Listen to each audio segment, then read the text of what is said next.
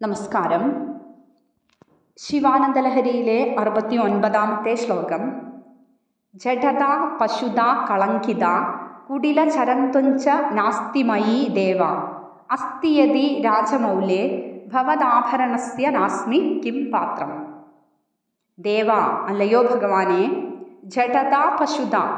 ജഡത എന്ന് പറയുമ്പോൾ ചൈതന്യമില്ലാത്ത അവസ്ഥ, പശുത അറിവില്ലാത്ത അവസ്ഥ.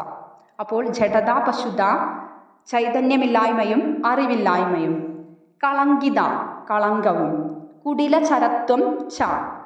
കുടില ചരത്വം എന്ന് പറഞ്ഞാൽ കുടിലഗതി, വക്രഗതി, വളഞ്ഞ വഴിയിലൂടെ സഞ്ചരിക്കുക എന്നൊക്കെ പറയാറില്ലേ, അതുപോലുള്ളൊരു അർത്ഥം. മയി ന അസ്തി, മയി എന്നിൽ, ന അസ്തി ഇല്ല, മയി ന അസ്തി എന്നിലില്ല. രാജമൗലേ, ഹേ ചന്ദ്രശേഖര, അസ്തിയതി ഉണ്ടെങ്കിൽ, ഭവദാഭരണസ്യ പാത്രം അങ്ങയുടെ ആഭരണത്തിന് പാത്രമായി, ന അസ്മി കിം ഞാൻ തീരുകയില്ലയോ.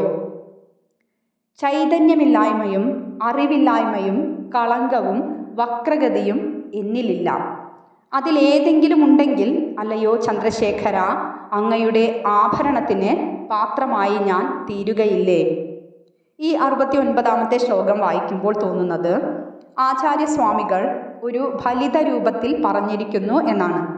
ഇതിൻ്റെ സാരം എങ്ങനെ പറയാൻ ശ്രമിക്കുമ്പോഴും ഇതൊരു തമാശ രൂപത്തിൽ ഭഗവാനോട് സർവ്വസ്വാതന്ത്ര്യമെടുത്ത് പറഞ്ഞതുപോലെയാണ് മനസ്സിലാക്കാൻ സാധിക്കുന്നത്. ഗംഗയെ ഭഗവാൻ ശിരസിൽ ധരിച്ചിരിക്കുന്നു, കളങ്കിയായ ചന്ദ്രനെയും ഭൂഷണമാക്കിയിട്ടുണ്ടല്ലോ, മാനിനെ കയ്യിൽ ധരിച്ചിട്ടുമുണ്ട്, കുടിലചരനായ വക്രഗതിയായ വളഞ്ഞു സഞ്ചരിക്കുന്ന പാമ്പിനെയാണ് തിരുവാഭരണമാക്കിയിരിക്കുന്നത്. ഇതുപോലെ എന്തെങ്കിലും ഒരു ദോഷം എനിക്കുമുണ്ടെങ്കിൽ ഭഗവാന്റെ ആഭരണമാകാമായിരുന്നു. എന്തു ചെയ്യാം, ഞാനാണെങ്കിൽ അതിനിർമ്മലനായിപ്പോയി. ഒരു യുക്തി തോന്നുന്നത്, പരമശിവൻ ചക്രവർത്തിമാരുടെയും ചക്രവർത്തിയാണല്ലോ, രാജാധിരാജനാണല്ലോ. രാജാക്കന്മാർ വിശ്വസ്തരായ സേവകരെ അടുത്തു നിർത്തുന്നത് പതിവുണ്ട്.